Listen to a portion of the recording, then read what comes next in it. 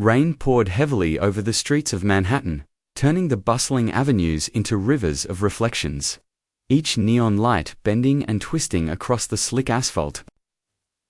The roar of traffic mixed with the distant wail of sirens as a sleek black sports car cut through the storm, its engine growling like a predator hunting prey. Behind the wheel sat Jonathan Sinclair, a billionaire whose life was defined by power, wealth, and ruthless efficiency. To him, the city was a chessboard, and every person on it a pawn or an obstacle. Tonight, his mind was consumed by the deal he had just closed. A corporate merger that would cement his status as one of the most untouchable men in America. He didn't notice much, else certainly not, the small figure huddled by the curb, shaking, drenched, and crying. The boy's sobs were faint at first, barely audible over the rain, but persistent. Jonathan's hand hovered over the wheel as a nagging sense of unease began to prick at the edges of his consciousness. He glanced in the rearview mirror, noticing the tiny figure waving frantically. And something strange stirred in him, a mix of curiosity and irritation. He was used to being obeyed, to people bending to his will without question. A child waving at him in the middle of a storm didn't fit into any of his plans. At first, he considered ignoring the boy, speeding past like so many inconveniences he had encountered over the years. But instinct, perhaps something buried deep in his conscience, made him slow down.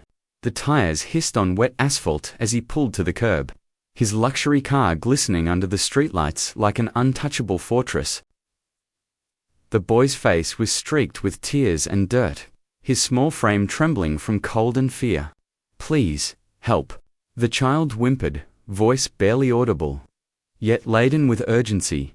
Jonathan stepped out of the car, the rain soaking through his tailored suit. He had been groomed for power, trained to control everything around him. Yet standing there, staring at the frightened child, he felt something unanticipated responsibility. "Hey," he called, his voice firm but oddly gentle. "What's wrong?" The boy's eyes darted around nervously, scanning the empty street behind them. "They're after me," he said, voice breaking. "Please. My mum, she's gone, and they want to take me to..." Jonathan's mind raced. Every instinct told him to call security, to treat this as a minor inconvenience. But his heart, long dormant, hardened by years of ambition, refused to turn away. Kneeling down, he extended a hand. "It's okay. You're safe now. Can you tell me your name?" The boy hesitated, then whispered, "Ethan. Ethan Parker. Ethan Parker." The name rang faint bells in Jonathan's memory, yet he couldn't place it immediately. He wrapped the boy in his coat, offering warmth where the city offered none, the storm soaking both their clothes. As they walked toward the car, Jonathan's mind churned, trying to figure out the situation. A 9-year-old alone in the rain, scared and desperate. Was not just an accident. Someone had failed this child, and now it was his responsibility to protect him. Inside the car, Jonathan offered Ethan a warm blanket and a bottle of water. "Can you tell me exactly what happened?" he asked, trying to mask the tension in his voice. Ethan's small hands gripped the blanket, tears still streaming down his face. "Mum, my mum got sick, and my dad, he's not here. And then there was a man. A bad man. He said they'd take me if I didn't do what he said." His words tumbled out in a rush, painting a picture of desperation, fear, and helplessness. Jonathan's jaw tightened. He had spent decades building his empire, navigating boardrooms where people lied, cheated, and schemed. But nothing in his life had prepared him for this raw, human vulnerability staring at him from the seat beside him. "You're safe now," he said again, more firmly. "No one is going to hurt you, I promise." He reached for his phone, intending to call the authorities, but paused. A sudden thought struck him. What if the official channels were too slow? What if the people threatening Ethan were already closing in? Jonathan had spent his life solving impossible problems with decisive action. He would do the same now, as they drove through the rain-soaked streets. Jonathan listened carefully as Ethan recounted the harrowing events. The boy's story painted a picture of a family trapped by greed, of adults failing to protect him, of a world that was harsh and unforgiving. But amidst the tears, Jonathan felt a spark of something else: hope. Ethan's courage, his resilience, his determination to survive despite the odds, mirrored qualities Jonathan himself had cultivated in his rise to power by the time they arrived at Jonathan's penthouse. The storm outside had subsided, leaving the city glistening under a washed-clean night sky. He prepared a warm bath, changed Ethan into dry clothes, and offered him a proper meal, the kind of care that number 9-year-old should ever have had to go without. Yet, as he watched the boy eat, a strange sense of satisfaction settled over him. He had saved a life tonight, not for profit, not for fame, not for power, but for the simple, uncorrupted act of protecting someone who needed him. Ethan, still trembling from the ordeal, looked up at Jonathan with wide, innocent eyes. "Thank you, sir," he whispered. Jonathan knelt to meet the boy's gaze. "No, Ethan, thank you. You reminded me that there's more to life than deals and money. Sometimes, it's about people." As Ethan drifted off to sleep later that night, Jonathan stared out over the city from his penthouse window. Manhattan shimmered with lights, endless stories unfolding in every direction, but one truth had crystallized in his mind. Power and wealth meant little if they didn't serve a purpose.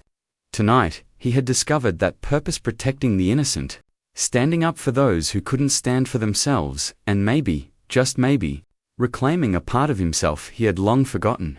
Little did he know, Ethan's arrival was only the beginning. The boy's desperate plea for help would uncover secrets, betrayals, and truths that would shake Jonathan's carefully curated world to its core.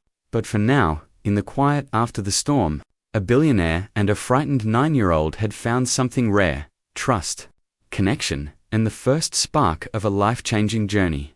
The next morning, sunlight streamed through the floor-to-ceiling windows of Jonathan Sinclair's penthouse, bouncing off the polished marble floors and illuminating the minimalist elegance of the space.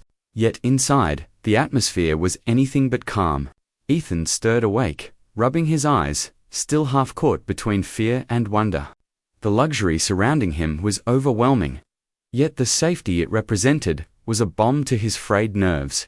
Jonathan, dressed in a crisp suit, despite the early hour, entered the room with a warm smile. "Morning, Ethan. Did you sleep well?" Ethan nodded shyly, hugging the blanket closer.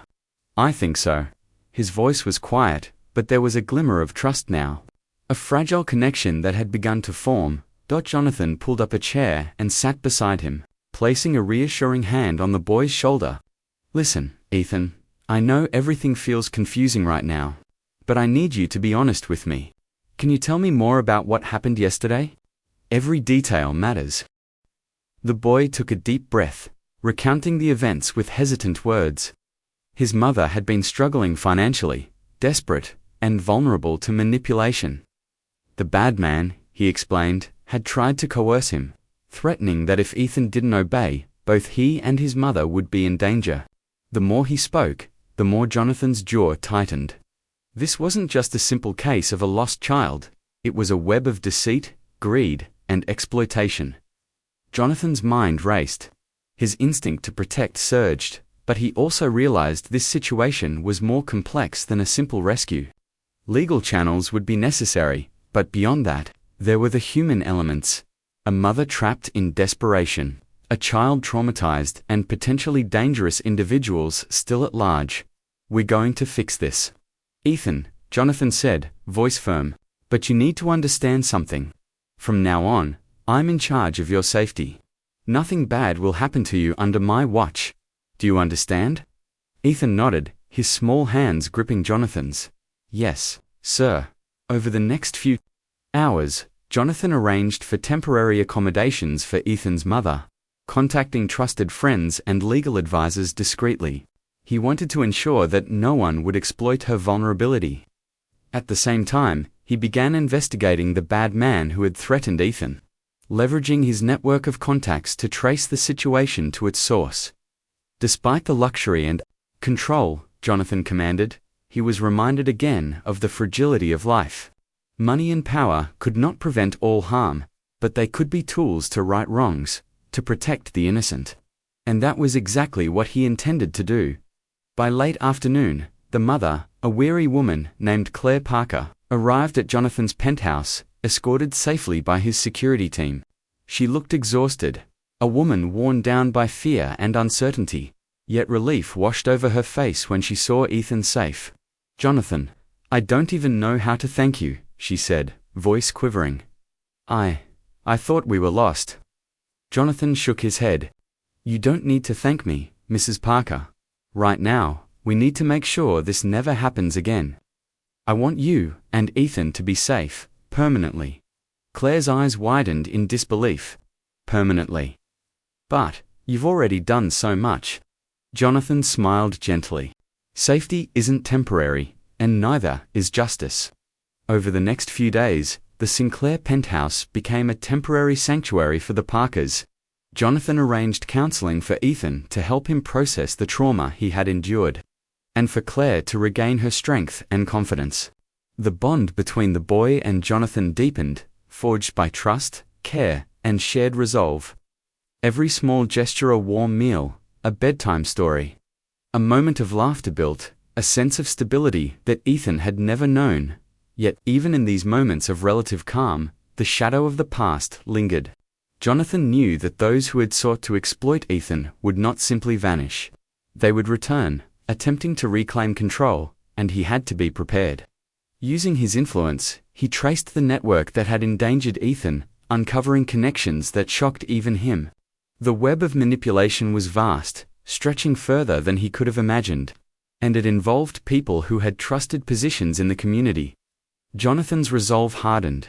He would not allow these forces to harm the innocent, and he would expose the corruption that allowed them to operate. The billionaire in him, a man accustomed to winning and taking control, combined with the human instinct to protect, created an unstoppable determination. One evening, as Ethan lay asleep, Jonathan stood by the window, looking out over the city. The skyline glimmered like a sea of stars brought to earth, and he reflected on the strange turn of events that had brought a 9-year-old into his life. It was a reminder of life's unpredictability, how fragile and fleeting safety and innocence could be. And yet, it was also a reminder that one person could make a difference, that courage, compassion, and action could alter the course of destiny. The night was quiet, except for the hum of traffic far below, and the occasional honk echoing in the distance. Jonathan's phone buzzed, an alert from his security team. They had identified several individuals linked to the threats against Ethan and Claire. Jonathan's mind raced, planning his next steps.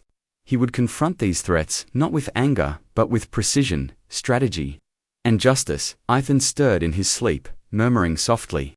Jonathan watched him for a moment, his heart swelling with an unfamiliar tenderness. Protecting this boy wasn't just a responsibility, had become a purpose, and he would see it through, no matter the cost. As dawn approached, a sense of calm settled over the penthouse. The storm outside had passed, leaving a fresh, clean world bathed in early sunlight.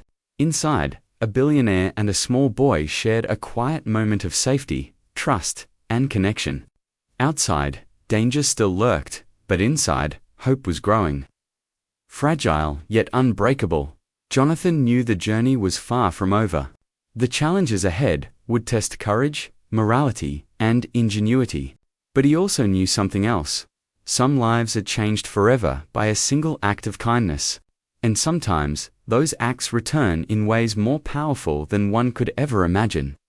And for Ethan, this was just the beginning of a new life, one filled with protection, guidance, and a chance to heal. For Jonathan, it was a chance to rediscover the humanity he had long buried under wealth, ambition, and power. Together, they were no longer simply survivor and protector. They were a team, ready to face whatever darkness the world might throw their way. The morning sun poured into the penthouse, casting golden light across the room where Ethan and his mother, Claire, were quietly having breakfast. Jonathan joined them, carrying a tray of fresh pastries and fruit, his presence calm but authoritative. There was an unspoken understanding that life had changed irrevocably.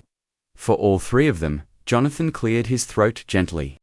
"I've gathered some information about the people who tried to harm you," he said, fixing Claire with a steady gaze. "They're connected to a larger operation, targeting families who are vulnerable, desperate, people they think they can control. But we're going to make sure they can't touch you again." Claire's hand trembled slightly as she reached for her coffee. I don't even know how to begin to thank you. You've already done so much, Ethan. He's never felt this safe before. Her eyes softened as she looked at her son, who fidgeted with his cereal bowl, still shy but slowly absorbing the sense of security around him. Jonathan nodded, setting the tray down and sitting across from them. Safety is a right, not a favor, he said firmly. And justice is inevitable, even if it takes time. But we have to act smart. We can't just rush into confrontation. We need evidence, planning, and precision. Over the next few days, Jonathan and his team worked tirelessly. Surveillance footage was reviewed, financial records traced, and connections mapped. Ethan's story had sparked a wider investigation, revealing a network of fraud, coercion, and manipulation. The deeper Jonathan delved, the more he realized the scale of what they were up against. Ethan, despite his age, observed everything with keen eyes. He asked questions, quietly but thoughtfully, as if trying to make sense of a world that had suddenly shifted. Jonathan noticed this and allowed the boy to be involved in small ways, him see the importance of truth and courage, without burdening him with the darker realities. One afternoon, Jonathan took a break from the investigations and invited Ethan to the balcony. The city stretched out below them, a sprawling maze of streets, skyscrapers, and traffic. Ethan, Jonathan said gently, "Do you know why I did all this for you?" The boy shook his head, eyes wide. Because no one deserves to live in fear. And sometimes, one small act of courage, like your cry yesterday, can change everything. Jonathan smiled faintly. "You were brave, very brave." Ethan's lips quivered with a shy smile. I didn't know anyone would help me. I thought we'd be stuck forever." Jonathan placed a reassuring hand on his shoulder. "That's why you have to never lose hope. People are stronger than you think, and help can come from the most unexpected places." Meanwhile, Claire began to regain her strength and confidence. She attended therapy sessions arranged by Jonathan, learning to cope with past trauma and rebuild her independence. The bond between mother and son grew deeper, strengthened by shared experiences, safety, and new routines. Despite the progress, Jonathan couldn't ignore the looming threats. The network that had endangered Ethan and Claire was still operational, and he knew they would strike again if given the chance. He decided it was time to move from planning to action, calculated and decisive. The confrontation was set for a quiet Saturday morning. Jonathan's legal team had gathered evidence of the coercion, threats, and criminal activities, preparing to expose the culprits. Jonathan wanted it to be public, not for spectacle, but to ensure that no one else could be victimized by the same people. As Jonathan drove Ethan and Claire to the courthouse, the boy fidgeted nervously. Are they really going to go to jail?" he asked. Jonathan glanced at him, his expression calm but intense. "Yes, Ethan, they will face consequences, but more importantly, this is to make sure no one else suffers like you did. Justice isn't just punishment, it's protection." Inside the courthouse, the air was tense. The defendants were smug at first, confident that their intimidation tactics would carry them through. But Jonathan's presentation of evidence was meticulous, overwhelming, and undeniable. Videos, messages, and witness testimonies painted a clear picture of manipulation, greed, and cruelty. Ethan watched quietly from the gallery, holding his mother's hand. He felt a growing sense of power, not physical strength, but the strength that comes from truth, courage, and the support of someone who believed in him. When the judge delivered the verdict, silence filled the courtroom. The judge's voice was calm, authoritative, and final. "The court finds the defendants guilty, as charged. Justice will be served, and measures are in place to ensure the victim's safety moving forward." A wave of relief and disbelief washed over Claire and Ethan. They clung to each other tightly, tears streaming down their faces. Jonathan stood behind them, a silent protector, satisfied not with revenge but with the restoration of safety, dignity, and trust. As they left the courthouse, the city seemed different. The same streets, the same skyline, yet everything felt lighter, brighter. Jonathan had shown that power could be wielded responsibly. That courage mattered, and that one person's act of protection could ripple through lives, restoring hope. Later that evening, back at the penthouse, Jonathan and Ethan sat together on the balcony. The boy looked up at him with a mixture of admiration and newfound confidence. "Do you think I could be brave like that again someday?" Jonathan smiled, placing a hand on Ethan's shoulder. "You already are, Ethan. Bravery isn't about fighting alone. It's about standing up when it matters, with honesty, courage, and heart. Never forget that." The night sky stretched over the city, filled with countless stars, each one reflecting the resilience, courage, and hope that had carried them through.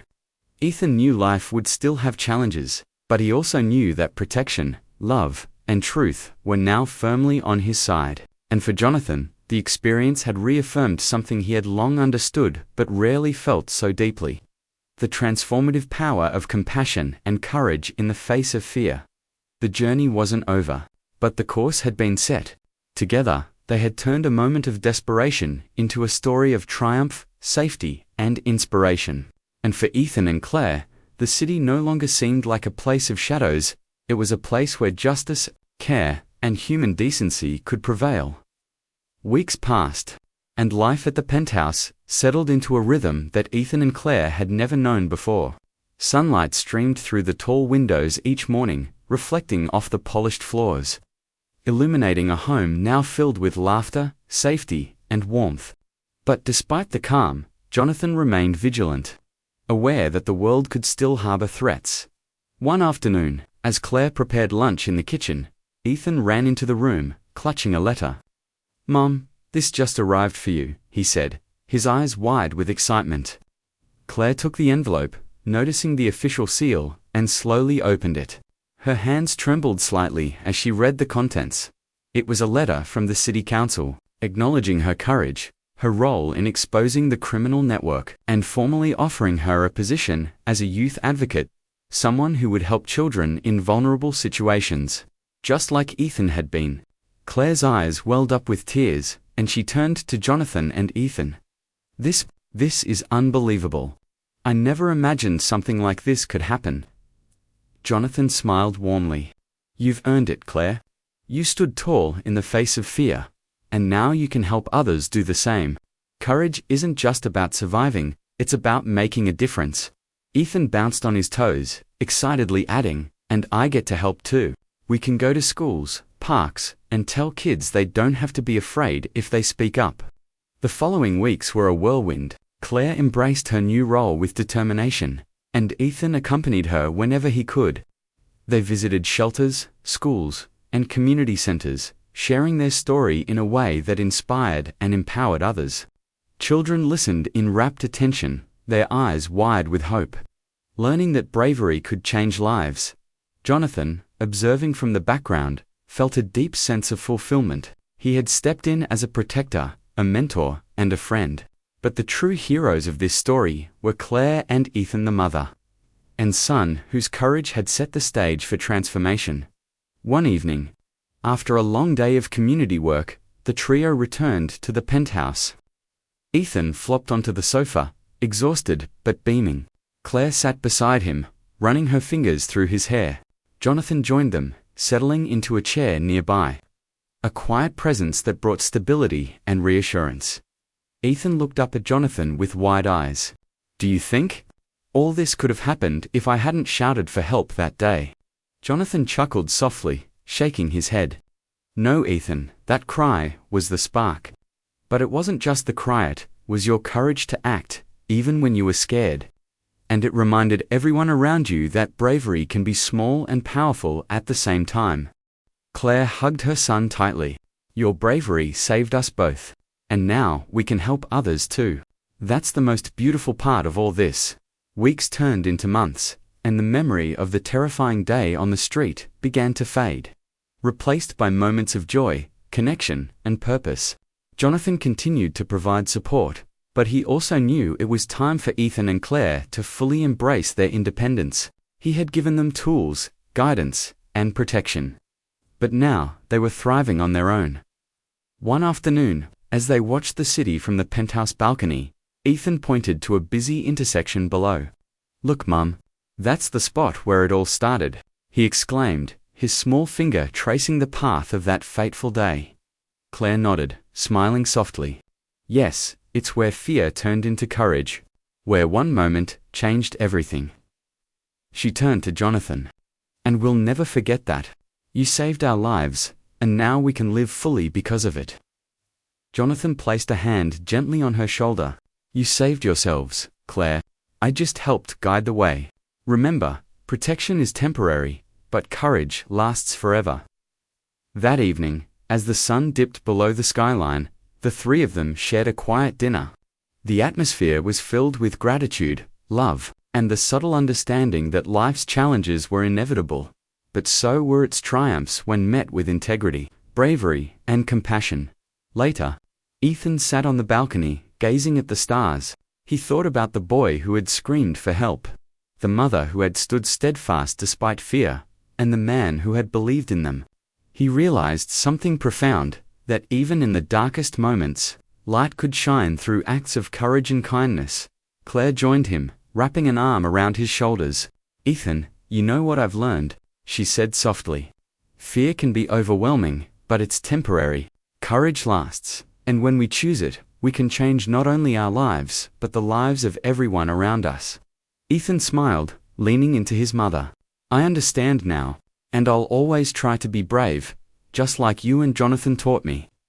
Jonathan, watching from inside, allowed himself a rare moment of contentment. The chaos, the fear, the danger, they had all led to this: a family transformed, a child empowered, and a mother strengthened.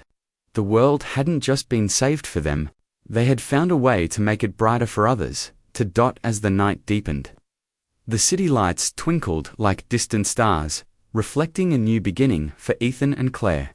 Their lives, once shadowed by fear and uncertainty, now radiated hope, courage, and an unbreakable bond forged through adversity. And in the quiet of that night, Jonathan reflected on a truth he had long known, but felt more deeply than ever. Sometimes, the smallest, voice faint, desperate, and pleading could ignite the greatest change. Courage, once sparked, spreads like wildfire.